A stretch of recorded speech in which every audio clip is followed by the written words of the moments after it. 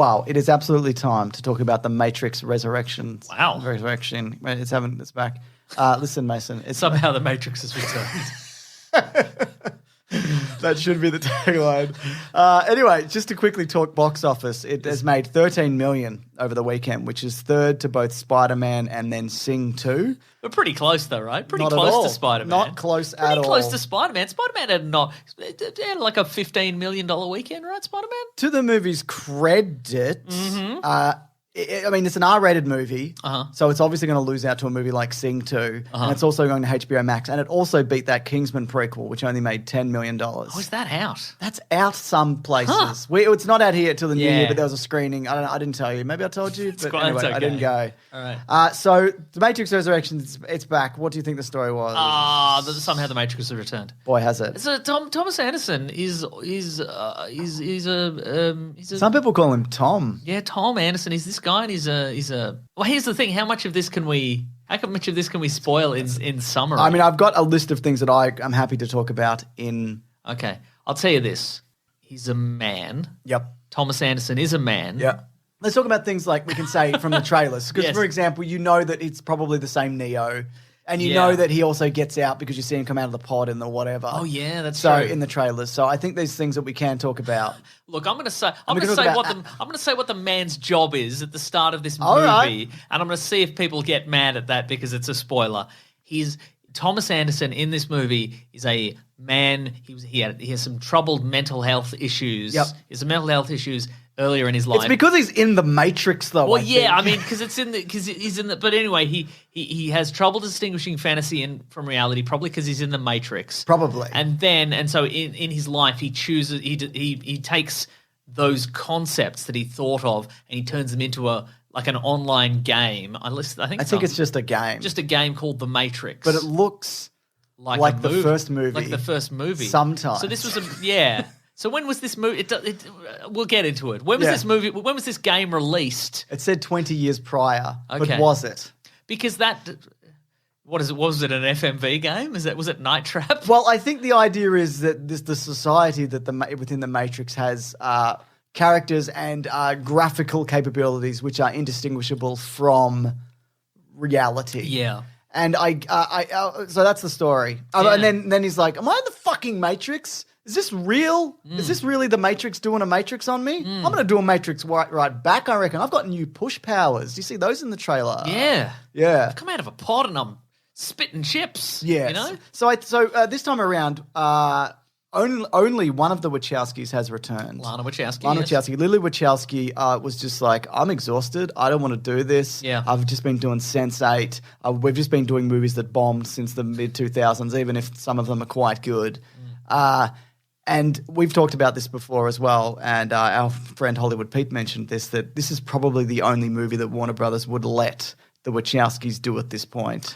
Yeah. I'd imagine. So on this kind of scale. Yeah. And there's also like allusions to in this movie that some of this Somebody is like might be in the Matrix. Somebody might be in the Matrix, but also some of this is a subtle dig, or not so subtle dig, I would say, at Warner Brothers, who it seems as if I'm reading this correctly, we're going to make a Matrix movie regardless of whether or not any of the original people were involved. And it's pretty much said in this that's what's going. And they name Warner Brothers. Would you have liked to have seen that? What, another version of this? A completely fresh take on the Matrix, but nobody's involved. Neither of the Wachowskis. Keanu's not involved. Carrie Ann Moss is not involved. I mean, I don't think that's... like a fresh reboot, because this is a reboot of sorts. Yeah. Reboot, because of the Matrix, but it is also a sequel to all three of the originals. Yes, and some of them are as I Matrix. understand it, there are no plans for another. This isn't the start of a trilogy. It's absolutely the start of a trilogy. You think so? I mean, I don't know whether they'll get it. I don't think they You will don't think get the end of this movie is not like the start of No, it something? is, but I don't think this will do well enough to. No, that I agree with. But what I'm saying is this is a clear attempt at making more of these. Yeah. Right. Anyways, I guess to sum up my feelings, I think there's a lot of very interesting concepts at work in this, which are also build off a lot of the things that are previously not only in the movies but also the Animatrix, which we looked at recently for Caravan of Garbage. And I think like everybody who's returning is good. I think there's one particular new character which is good, but I think then there's some other inclusions which I did not care for, quite frankly. A lot of people, and I agree with, I think the action it's very like run of the mill. Well, apparently, the original fight choreographer, Yen Wu Ping, I think, died, but also like Lana Wachowski, I think both the Wachowskis had a specific way of storyboarding action sequences, sort of in the style of a comic book. Did they do that this time? No, they've changed. She's changed since then, and I'm like, maybe you should have stuck with that. What I feel like the issue. I actually have a question for you. Okay. This is now the canonical continuation of this franchise, probably the final chapter. How do you feel about that? Do you have like a? Well, I think in terms of it being like a soft reboot, then that's bad because it does leave a lot of things kind of open-ended. It opens a lot of doors which were closed at the end of the last one. Mm-hmm. And I also think that if you could, I also think that it's interesting that it builds on the world in interesting ways. Uh-huh. That weren't as much in the last one. Mm-hmm. But at the end of this movie, not to, I guess, spoil it too much, it seems as if it's just like the end of the original one, where it's just like, now things are really I think so bad. Yeah, so a friend of the show, Nano V Movies, did a video about this new movie, and I think one of the points he made was some of the CG in this movie looks pretty average. Okay. And his question was, is this a satirical dig at how modern movies have too much CG, or is it just bad CG? And the answer is probably the simplest answer, which is it's just the average. Like the budget's kind of lowish, and it's just kind of is it though? Yeah, and I think let me check the budget. My on this. question, like a lot of this movie feels like, is it kind of satirizing the original movies and what they did to action movie culture, or is it just kind of average action? What I did like actually about this movie is what is that even like? Why? I don't know, but I was going to say one of the things I did like, there are a number of sort of still shots in this movie that I quite liked. Yeah, it's sort of are reminiscent of kind of Renaissance paintings. Sure, okay. Like there's a moment in the trailer where I think you see Thomas Anderson. He's about to walk off a roof, and everybody's sort of static and kind of the entire crowd is sort of reaching for him, and it looks very much like that. And there's a sort of later action sequence with a kind of SWAT team, and it also kind of looks like that. There's action sequences that are moved into sort of turned into still lifes, and I think they look really good. But the action, if I was going to describe this movie and my review of this movie, it would be muddled. Yes, in the sense that it's the action sequences are just kind of they're there, and they don't really.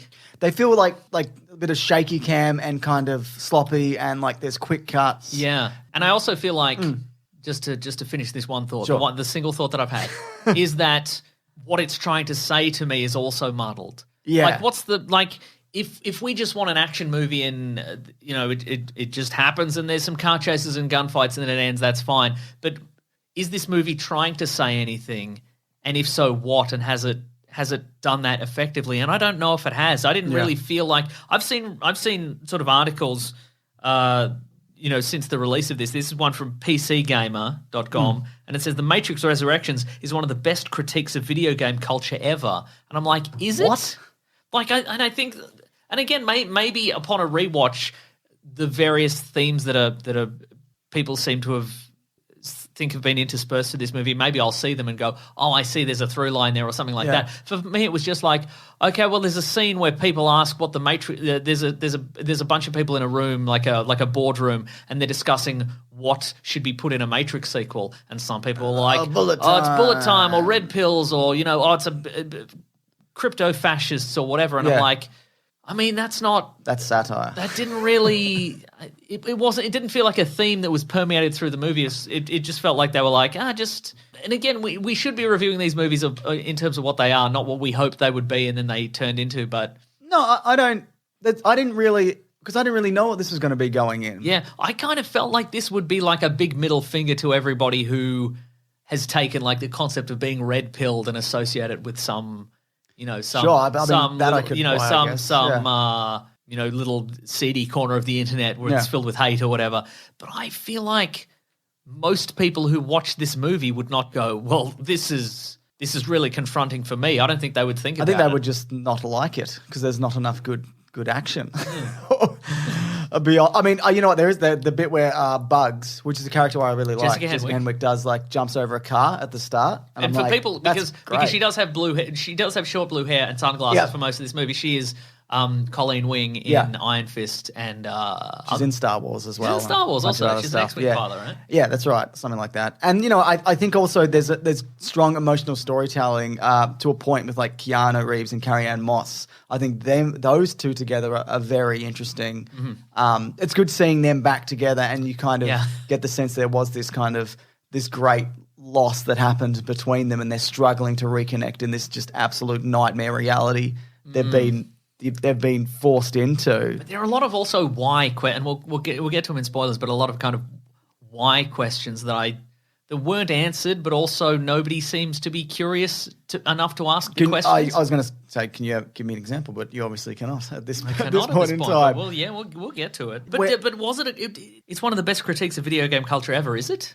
No. I didn't feel like... See, I don't even think this is about video games. No. I think it's more about, if it's out anything, it's about just art, big budget art in general, whether it be movies or video games or books, I guess. But I don't feel like that. I feel like maybe they should have picked one thing and really... I would have preferred if this was minimal action and a satire and just a strong satire the whole way through. But it just didn't really feel like it was committing to anything. It wasn't I guess you're right in the largest possible sense. In the broadest possible sense, it was about just art versus commercialism. Yeah. But is it even really about that? I mean, I don't know. Yeah. I have had this for some imagery. Mm-hmm. So Bugs, the character is named after Bugs Bunny. Oh, yes. And she's one of the characters who discovers early on who Neo is, or who she thinks is Neo at the very least. Mm-hmm. And she is also, I guess, could be envisioned as a stand-in for Warner Brothers, as in Bugs Bunny, dragging Neo back into this franchise. A la Space Jam. She Space Jams him, essentially.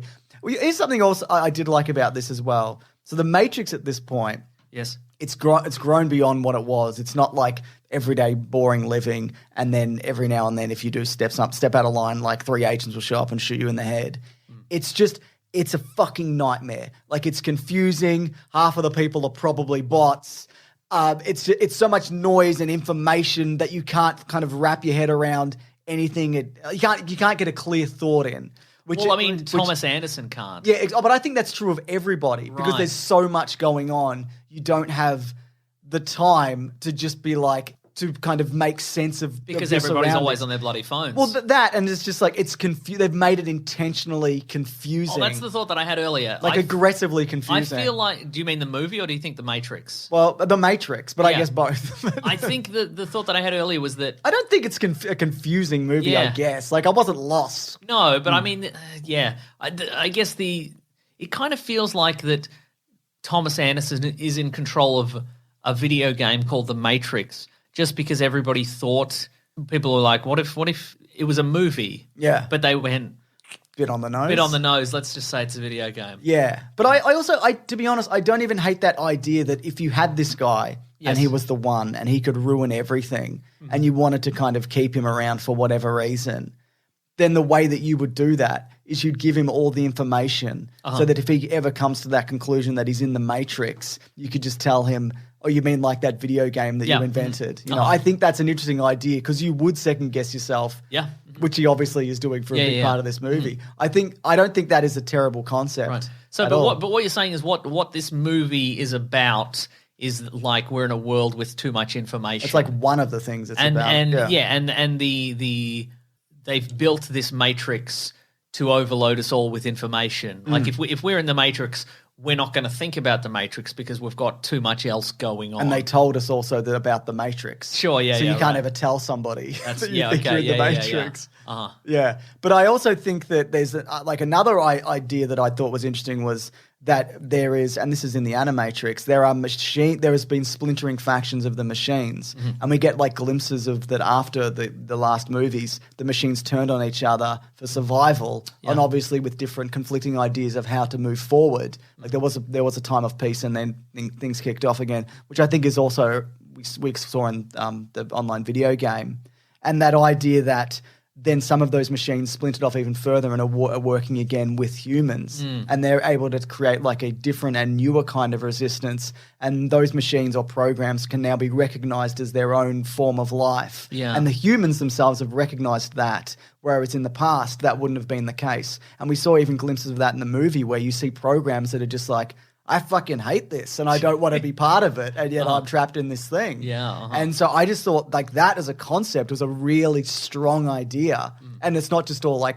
anti-machine. Humanity has reached the point where they can see the grey area in all of this. Yeah. Do you think this movie might have been better served by being a TV series? Maybe, yeah. I think this movie needed more space to flesh out some of this stuff. Yeah. I feel like the idea of like Thomas Anderson, he created this. He couldn't distinguish reality and fantasy, and then he created this game, and it is the Matrix. And maybe he really was in the Matrix, like that sort of level of confusion. Yeah, I feel like it could have been. I think if they took some more time to flesh it out, that would have felt more. I wonder if you could have an extended version footage of that, because I think that could be genuinely. Because it felt like I don't know. It kind of felt to me like it was just it had a bunch of ideas that weren't really tied together all that well, and it just sort of whipped through them quickly. Yeah. And then it had some action sequences that are kind of whipped through quickly. And then we got to the end, and it's like sequel, maybe. Probably Maybe. not. Yeah. What do you think? Best movie ever? Or A few more things I want to say. Please. I also feel like. When you're in the Matrix, whether you be a part of it, whether you're in it, or whether you're like a runner, whether you're part of the resistance, there's no sense of danger to you there like there was in the original. Like you could have 1,000 people chasing you, and it just seems fine. You could have 4 agents shooting you at the same time. Yeah, and it's okay. It doesn't seem you know to what be I any mean? sense of danger, I'll just jump through a window and escape and whatever. I just think all of those things which were threatening. There wasn't a newer threat that was as interesting. We have joked in the past about how are people going to escape the Matrix in the modern day. You have to do a little TikTok dance or whatever. Yeah. Turns out it seems to be like I don't think this is much of a spot. You can just leave. Yeah. Just someone opens a thing and you leave. You just or whatever. leave. It's like you go through that window and you just escape. That's right. Yeah, Unless all they the close hard it. lines have been. Yeah, and I'm not even opposed to that idea, because I think that that things are probably Which seemed to be like a callback to the Keymaker in Reloaded, which is where he could an assortment. He could make an assortment of keys, and he could unlock a door, and then rather than going to the room, it went to another part of that reality. Yeah, and it seemed like that had been expanded to the entire world, and now all the resistance had access to it. But why? How did that happen? Probably in a book. Might be in a book. Sure.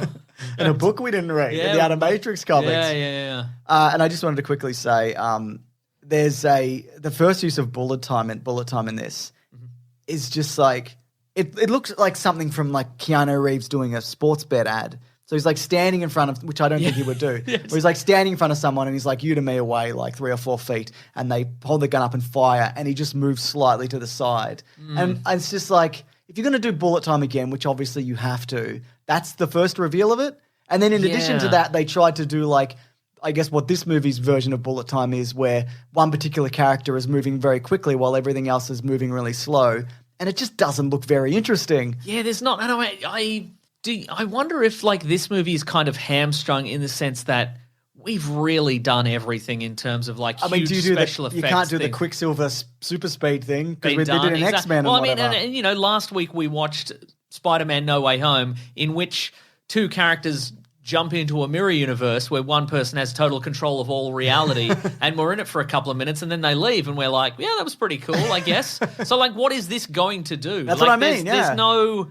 There are no worlds left to conquer in terms of special effects. Then you make the action better. Yeah, that's what I think. They did. Yeah, again, it was just there's no, at least on par with what we're seeing in a lot of movies like, now. I feel if you and again, it's probably a function of having seen it a bunch of times, but also if you were like, okay, in the dojo scene in the first Matrix, how's that play out? I could probably I could explain move for move what happens in that. Yep. Whereas.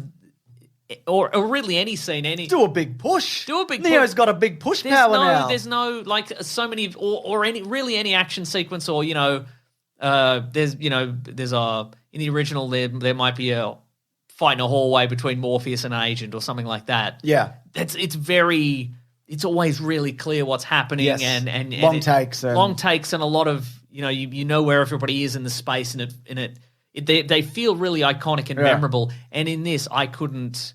There's a scene where some of the rebels fight an opposing team in a sort of an abandoned building kind of thing, and it's just sort of muddled. They're all just sort of I wonder swinging whether and punching. It was edited down, and that was from something better. I don't know. I mean, it doesn't seem to have been, but I don't. Maybe there's like 2.5 movies worth of stuff here that they whittled down. But there's it's in the trailer. There's a scene on a train. Yep. And then again, it is just sort of. Some of it looks kind of nice, but a lot of it is just sort of running and shooting. And also I'm like, if you were to tell me that some of the new Resistance characters outside of Bugs died or say didn't, I couldn't tell you whether that is true or not true. Whereas if you think back to the other movies, I know all the Resistance characters, if not by name, by look at the very least. Yeah. And I aside from Bugs, I don't know. Yeah. There's maybe a guy and a couple of girls, and maybe, and 2 guys and a girl and a pizza place. Yes. Anyways, this in summary for the non-spoiler section, I think a lot of the new ideas are strong, like genuinely. Yeah. But I think the action is pedestrian and the ending is whatever. So for me, this is like I think there are so many really interesting ideas in this. Yeah. I just think it really, but in every other aspect, it falls short. I feel. And I couldn't even say that leaving it, I was like, that was bad, I hated it. Because I didn't. I just think it's the worst one that they've made by quite a lot. But then again, maybe in, 15 years I come back to this like I did with the sequels and I'm like, there's actually more here than I initially thought. Yeah, I wonder about that also. But I can't even point to a scene though. But I can't point to a scene though where I could go, even when I didn't like Reloaded, I'd be like, well, the highway chase is incredible. Yeah. I point to the bit where they flip over the car. Right at the start, yeah. Which was cool, but like... We've seen people flip over cars all the time. Sometimes we see people flip cars over themselves. Yeah, that's right. So, yeah, I don't know. I think it just never felt like it was... I don't know. It just never felt like it was meant to... Like, it felt like it was set out to be some sort of strong critique of something, but then it never actually... I think it's just media and corporate media. Yeah. And I think that's like the umbrella. Sure. And then within that, you've got... But then again, I guess the question being like, Warner Brothers would never let anything genuinely subversive come out of their I guess not. Their movie house. Let's do spoilers. Let's do spoilers. Are you going to say worst movie ever? No. I mean, I'm going to say best movie ever in the sense that it was not the worst movie ever. Yep. It was nice to see Keanu and Carrie Ann Moss. Love Jessica Henwick in it. Yeah. Jonathan Groff. Everybody's quite quippy in this as well. Well, I want to talk about Jonathan Groff. Let's we do spoilers? Okay, yeah. let's spoilers. So I also agree with you, as in like I didn't hate it, but that is not a stirring endorsement. I just want to also clarify that. So it's 60 years on. Yes. They've been keeping Neo and Trinity alive because it's something to do with. Well, they brought Trinity back. Yeah, she was dead. They rewired her brain and built it back. And it is explained that was very costly. Yeah, but what does that mean? Time. Oh, time is money, mate. Yeah, time is money. That's true. Well, I guess it's energy and processing power. I'm assuming. Why now? Specifically, we'll get to the thing you're going to say, James. Yeah. But specifically, why did the war keep going? Why did the peace break down? Because of my understanding, infighting? Yeah, I think it was infighting, and I think it was also that the resources, that being humans, are too valuable to just. So the ones that got free, right? Yeah, and I also thought that, and I want to talk about New Morpheus as well. The idea of what happened to original Morpheus, where he became the leader of Zion. He's long dead, but like most people from the first movies, and he was warned that something else is coming. Something else is brewing. They're evolving. We need to change with it.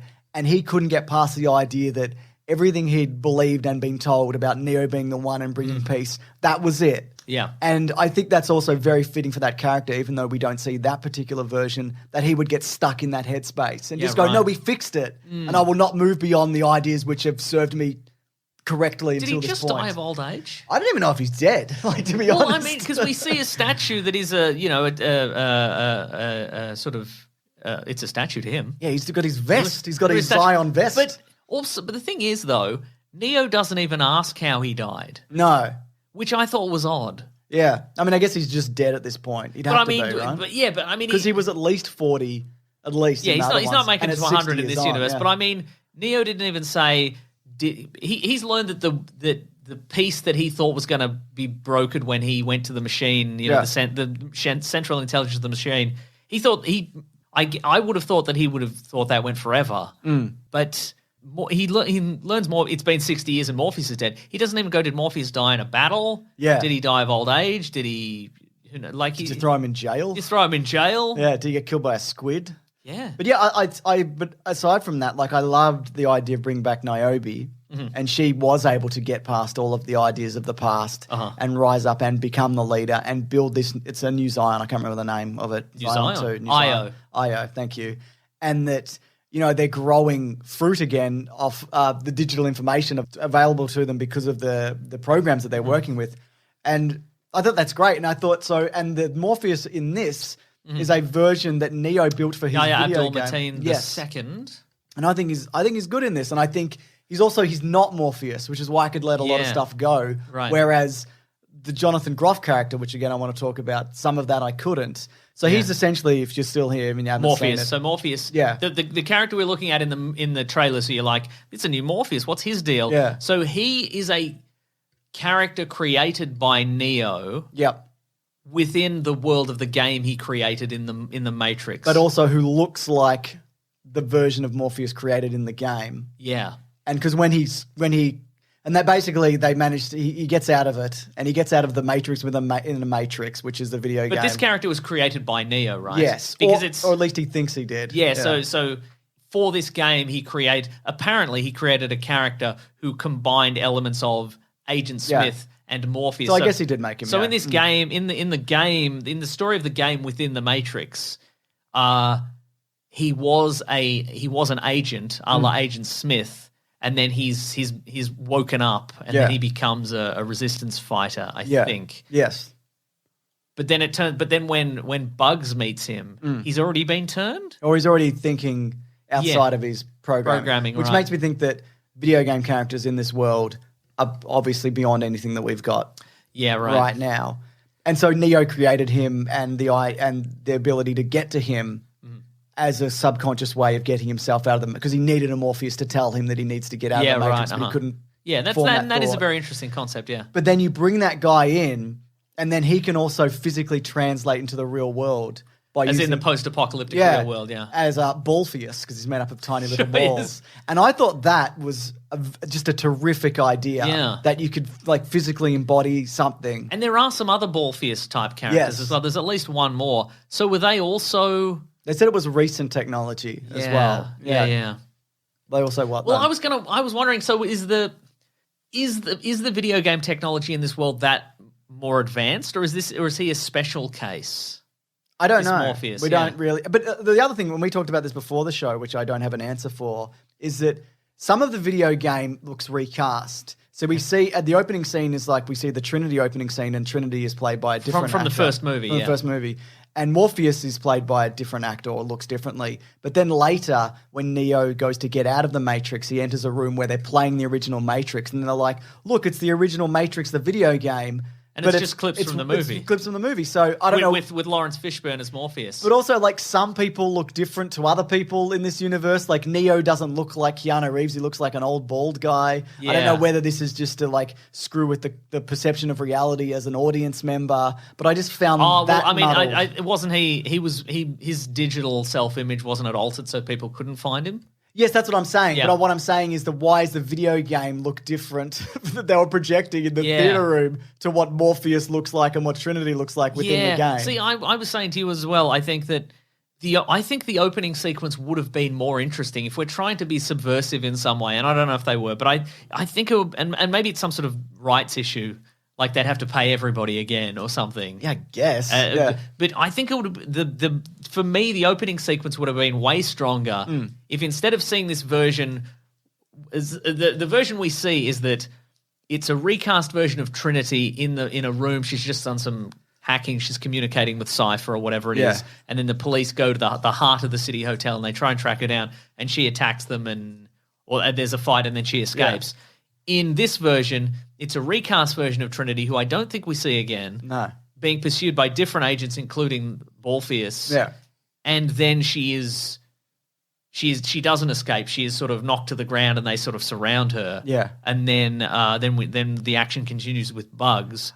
But I think it would be more interesting if the sequence we see is just Carrie-Anne Moss as Trinity. Like it's exactly the same footage, except we insert the new Agent Smith Morpheus into the scene, and then we would be as an audience members, we would be watching it going, isn't this just this is the first movie, but some of it is different. And I'm not like, if you did it subtly enough, you'd be like, especially for like long-term Matrix fans, you'd be like, I've seen this scene so many times, and it's the same, but it's not quite the same, and I don't know why. Yeah.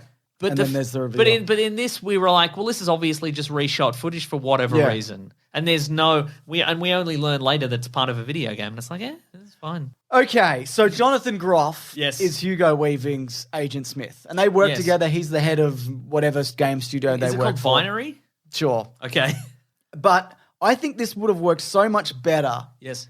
if they got Hugo Weaving back Yes. and had those two characters who you've seen beat each other to death. And they just have an awkward work And relationship. they're just working together. Yeah. But otherwise it's just like, oh, he's Agent Smith, is he? And he's got a certain, like, Jonathan Groff, who I think, is he a musical guy? Yeah, he's in Hamilton and he's in Mindhunter. He's terrific. Oh, yeah, of course. Yeah. He's the, he's Mr. Mindhunter. He's Ford Escort or whatever his name is. Yeah. Holden Ford. There it is. But yeah, he's got that sort of glossy. Yeah. He can do that sort of glossy kind of. He's emotionless, but he's also insane. Like I think that look works for him. But again, it's a guy we've never met before, and he's supposed to have this he's supposed to have this deep past with Neo. Yeah. Again, but I mean, and he's also like not aware what's going on initially because they're keeping him alive, I guess, for the same reason they're keeping Neo alive, because they're getting some use out of him. I guess because he, something to do with processing power, probably. I don't know. Yeah. Mm-hmm. Yeah. But it's you're right. But again, like with a lot of Hollywood stuff, it could just very well be Hugo Weaving was busy, or he was stuck in Australia while they were filming in San Francisco or Canada or whatever was going on. Yeah. So I thought that was. Yeah, and just like any, but it also doesn't rule out you record all his audio in. I mean, we've just seen that Unreal demo. Yeah, you put him if you put him in the shadows. And you had Hugo Weaving record all his audio in his house in Sydney or whatever. Get away with it. Yeah, I think he could get away with it. Just use old footage of Agent Smith and sort of piece it together. Yeah. Yeah, I don't know. It may not be great, but it wouldn't. Some of this isn't great. But I just think also you missed a trick to see those two working together because they do work so well together. And even things like, and you could have even, they don't do this, but he looks different because Neo looks different to everybody. Yeah, right. But even him is like, he's aware of how he looks. He's not like, I see myself as I used to look. He's like, this is my new face. This is what I look like. What do you think? Hello, Tom. And he's calling him Tom. And I'm like, that's weird. I don't like that. Yeah, and it just as the weirdest workplace tension ever. Yeah. Just maybe these two guys, and they're just, they know that they don't like each other. They're not quite sure why. And as the audience would be like, this could become a really brutal fight. Yeah. But it just never does. Like, it sort of does, I guess. Yeah, but like we'd watch all these opening sequences and we'd have this Smith guy just being like, and I need you to do this, and we've got to, and just a meeting would become really tense and unpleasant. And you're right, it doesn't work with Neo, a character we're very familiar with, and just some guy. And there's a moment where they have a big punch up, like earlier on in the movie, and the way that fight ends, Neo just does his big push power, and he like flies through a wall, and then he just doesn't come back into the room. Yeah. And like they're all afterwards the fight, they're standing and they're like, man, this is a heck of a whatever. And I'm like, you better fucking move, because he's like, isn't he coming back? That guy who could kill you probably, who's also got time speed up powers also for some reason. Yeah. Neil Patrick Harris plays, I guess, this version of The Architect, the newer version. Yeah, it's not The Architect, it's a newer program. Yeah, it's a new program called The Analyst, because he's Thomas Anderson's therapist. He gets great results in terms of batteries. And he's working for somebody else. He's working for the Suits, who we would maybe meet in the sequel. That big screaming face, I reckon. The big screaming face that screamed at Neo. Oh, yeah, maybe he was the big screaming face. He said he was there when Neo died. Yeah, right. So he could have been anything, I guess. But yeah, that was all right, I guess, as in conclusion. But also sort of, again, it's this, it felt like this very muddled mechanism of like, well, you've got bullet time, but I've got actually super bullet time, so no matter how fast you move, I actually can move faster. Yeah. But then at the end, it's just like, oh, you can move faster. Yeah. Okay, how? Was it the power of love again? I think it like was. At the very least, together, at the end of Revolutions, at least the mechanism for defeating Smith was Neo connects to the machine mainframe, and then when Smith absorbs him, he connects to the machine mainframe and he gets annihilated or what have you. Yeah. At least that system was set up and kind of paid off. Yeah. But I didn't understand. He just walks into the room and's like, hello, I'm also fast. Yeah. Yeah. And there was no, again, it's just Neo and Trinity believed in themselves more. Yeah, and maybe they found each other. It was a little bit forced dyad from Rise of Skywalker. And look, I don't know, but maybe it's the Trinity literally of those three together, which could mean he could do that. I'm not sure. I'm sure people will send us their theories and reasonings, but I don't think there's a very clear understanding of why this happens. Yeah, and again, it's sort of to me it erases kind of the tension of the final action sequences of like, well, Neil Patrick Harris's character holds all the cards, and he can, he makes an agreement with them that he won't harm them if Trinity wants to leave, he'll let them go. But then he's like, actually, I've changed my mind. Okay, well, there's some tension, but now how are Neo and Trinity going to get out of this? I guess they just are. They're going to get on a motorbike and drive away. Do big push powers. I mean, Neil Patrick Harris could probably just stop them, but he doesn't again. Oh, because he's distracted by Smith. Agent Smith. Smith does a big punch at him. But why doesn't the analyst powers work on him? I don't know. Yeah. That's what I'm saying. Yeah. Also, the French guy turns up screaming at one point. The Merovingian, yeah. And I thought, wow, that's really interesting to find out what happened to this guy. He survived multiple versions of the Matrix, and he used to be within the Matrix, and he was somebody, and he was all about high society and art. And when he turned up, like some of the people he seemed to be with were also remnants of the old Matrix. And I think some of them were actually from those movies. I'm pretty sure there were some returning. Look, I couldn't tell you about returning actors, but I think they're supposed to be his henchmen. Yeah, I think, that's right. But then he just starts screaming, and it's like you can't understand him. Yeah, again, this movie again is in some parts for me is a victim of if you don't have the best sound system in your cinema. Yeah. Or you're not watching it at home with subtitles, maybe you don't understand what's happening. You're right, it was something about we used to have art and we used to have books and we used to have music and theatre and what have you, but now it's all sequels and blah, blah, blah. Okay. Oh, I get it. Yeah. That's what the movie's about. Yeah, but also, I mean, we know. I kind of feel like anything this movie was trying to say has been said better by YouTube video essays and about also in these things. Movies. Yeah, in other movies in this franchise. Yeah. I even like the idea of like a new thread in this where a lot of maybe half the people are bots, and you could be living with one, and you might know something's not right, but you can't tell because they're AI and which is as close to human as you can be. But then they all get zombified, and then there's like a crowd swarming thing like that. That is not interesting, or it's not done interesting. Not much is done with it interesting, other than they use them as like bombs at one point. Yeah, which I feel I've seen somewhere else. As you're thinking of Fast and Furious and the car zombies, that's what it reminded me of. Yeah, no, you're right. It was. Yeah, maybe it was. Yeah, but I didn't think that was a bigger threat than three agents who could beat you to death with one hand. You know, but I did find it interesting that they gave Trinity. Because I'm pretty sure her kids were not really this as well. They give her a family, and she's like, I don't even know if I wanted a family. I turn around and I'm stuck in this, and I don't know, I can't do my own thing. And again, it's about the noise, and you can't think. And she strikes me as a person, or they paint her this way, where she never wanted this, and they gave it to her. And then at the end, you see, because she punches Neil Patrick Harris. She punches her husband and kids. Yeah. She punches him into the ground, through the ground. But just like... She does that thing on one of her kids where she flicks her fingertips into their throat, and they go, ah, ah. But she's a good person. And so they know by giving her a family that even if they're fake, she won't break free of that. Yeah, right. And she's mad because they did that to her. Yeah. And I think that in itself is a really interesting concept where they took a flaw of hers and just completely like trapped her. And they know Neo would never try to escape as long as he gets an unlimited supply of little coffees. He's having a little coffee at a windowsill. Espresso at a counter. Yeah. Yum, yum, yum. So it kind of just becomes the end of the first movie at the end where Trinity can fly because she's also the one because of the power of their love together and whatever. Yeah. And Neo's like, who's doing this? You're doing this? And just like, I'm doing it. I think the biggest laugh in the theater we got, the session that I saw it at, was when Neo tries to fly and he's just like, nope, not working. And that was fun. That was a fun little thing. Sure. I don't disagree. He's good. I mean, they're both good. They're terrific. I can't. You know what? I think I wanted more boardroom scenes. Yep. Just more scenes of him. I'll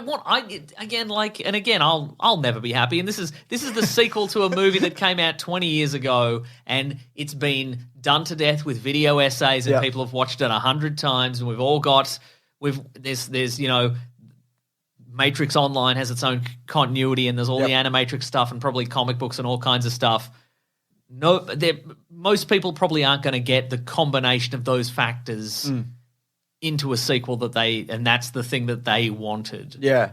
But I kind of would have liked just Keanu Reeves in a room with all these people from different generations talking to him about what they think the Matrix is. I honestly, that's the kind of stuff that I found the most interesting, where he sits down with like Naomi, and you see a very brief flash of her as a little bit older, as how probably old Jada Pinkett Smith is now, and she's watching the machines fight each other. And I'm like, I would love to see that. Like, show me more of that. And she's talking him through how, you didn't do it. It wasn't for nothing. And I appreciated that because it wasn't like The Force Awakens where it's just like, it's just the same. Like, we're doing the Rebels and the whatever again. Right, She's like, no, look how far we've come. And she's explaining it and you're seeing it. And I'm like, this is genuinely fascinating that they didn't just go, we're staying in Zion. We call it New Zion, Zion 2, and it's the same. And there's a council and fucking whatever.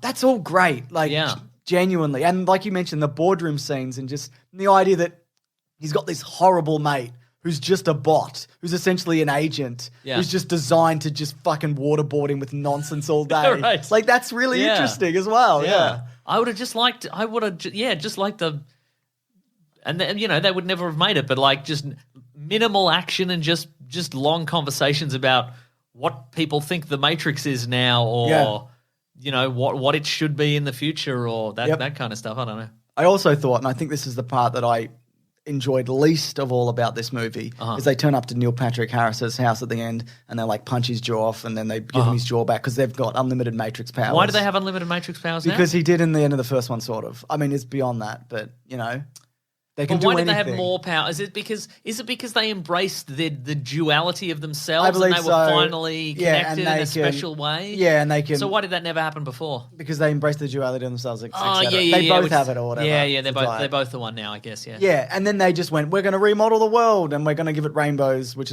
I assume is like, a nod to like a lot of the people who make these movies and what these movies have become, to different communities. But then they just fly off and it's like, that's what happened in the first one. They said, I'm going to show people whatever, and then he flew off. Yes. And I know it's like slightly more advanced because they can do slightly more things, but like, all right, great. Like, you're going to change the whatever Why could again. they just defeat him? I don't understand. Why could she cut his throat and I then think bring it was him... because they had more abilities. Don't you think they had more abilities? It's because they had more abilities. They should have spelled that out. They should have been like, we can do this because we have more abilities. Yeah. Neil Patrick Harris. So I got some reviews here, unless you got some other things. No. Look, I have some other rambling thoughts. I'll probably bring them up Please another do. time. From David, who says, #WeeklyPlanetPod, everything with Neo and Trinity equals good, everything else equals bad. C-Ray says, Merovingian subtitles. That's it. Yep, agreed. And Benson Maid says, go see West Side Story if you get the chance. Unlike Matrix 4, it's easy to follow the plot. However, Sophie Arista sings a great rendition of Wake Up. Yeah, that's the end song. They flip it. So she's in a band called Brass Against, which there is a video of her on stage on like a live show, and she is pissing on someone. So don't. Oh, that's not great, is it? Don't Google that. Don't Twitter that. Wait, are they cool with it, or are they? Yeah, no, I think so. Yeah. Okay. I don't know the context of it. Maybe a series of escalating dares, but maybe. Yeah. Wow, there you go. They didn't put that in the credits. What else? God, this movie. Worth a watch, I guess. Yeah. Maybe we just didn't get it. Maybe we didn't get it. But the things about it that I didn't like were not things you need to get. Yeah, it's like like the whatever action and whatever. That's like I love the concepts of this. Genuinely. Yeah. Maybe it's too woke. It is. But again, I don't think anybody who like... No, I don't think is anyone complaining about that? Probably. I think they're obviously the standard people who complain about this sort of stuff. Yeah. Or like, there are definitely people out there who are like, I didn't like this. And then people quote tweeting that and being like, yeah, because it's too woke. Yeah. You haven't seen it if you think this is also, too woke. they're all woke. They're all like that. Yeah, they're all... I mean, this was not as... Yeah. There should have been more... Like, I think if you somehow combined Space Jam and this movie... There would be to me there would be enough satirical content about how an algorithm is creating entertainment these days. The Merovingian dunks on LeBron James. The Merovingian dunks on LeBron James, exactly. Yeah. The agents are in. They're on Space Jam, right? Well, maybe this is set within the Space Jam mainframe. God, I hope so. Yeah, so there you go. Look, yeah, I'm disappointed. I'm not going to lie. Maybe we should gather our thoughts and then have a little segment at another time where we just go. Why don't we give it 10 years? Yeah, let's give it 10 years. We'll see everybody in 10 years. Yeah, I would love to turn around and be like, actually, there's so much about this that I maybe didn't, that I missed the first time. Yeah, but around. I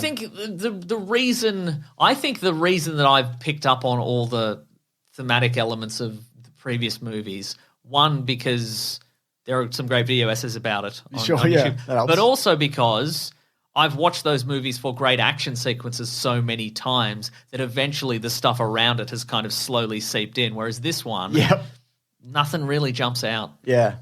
Also, like we said, they can just escape out of a window or whatever. Could have been worse, though. Could have been in 3D. Could have been in 4D. Wow, I'd love that, actually. Television. Smell-o-vision. Anyways, I think that's pretty much it. That's pretty much everything, yeah. Should we move to the next segment of the show? Which is called What We Reading. Yep. What We Gonna Read. Oh, I should do the theme song. I have not lined that up in any which way or loose. God damn it, James. People like that about me, though. No, they do. They like my spontaneity. And by that, I mean when I forget to do a thing. They like little songs you do. They do, don't they? Yeah, they like your little songs. Morpheus drinking a 40 in a death basket.